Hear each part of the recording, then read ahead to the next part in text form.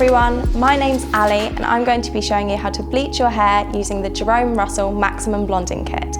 I'm going to be using kit number 1 to lift my hair 8 to 9 shades. Lately, my hair's been looking a little dull and I'm so ready for a change. I'm super busy these days, so instead of sitting in the salon chair for hours and spending so much money, this has been my go-to. When your hair looks good, you feel good. I'm so excited to get started. Always make sure you conduct your 48-hour allergen test and your 48-hour strand test before starting your application. I'm also going to add a shot of the J-Plex Bond Builder to my bleach mixture. I always use this when I'm bleaching. It does a great job of protecting my hair and reinforcing damaged bonds typically caused by bleaching. Read the instructions carefully before starting and don't forget your gloves. Let's get mixing. Mix your cream and your powder bleach together 1 to 1. You want to make sure everything's mixed in together and it's nice and smooth with no lumps.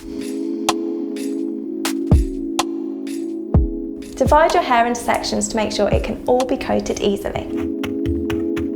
I'm applying it to my roots first because my ends are lighter. If it's your first time bleaching, start with your ends and then do your roots. Then it's time for a quick shower.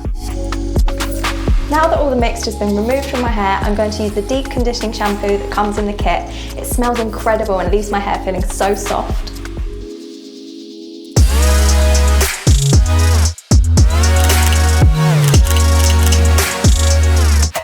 Ta-da! Doesn't it look great? I'm so happy with how it turned out. You can really see how the J-Plex helped to protect my hair. After bleaching, hair can be dull and dry, but mine feels soft and silky. This was such an effortless and easy way to lighten my hair. It looks as if I've been to a professional salon. I love it.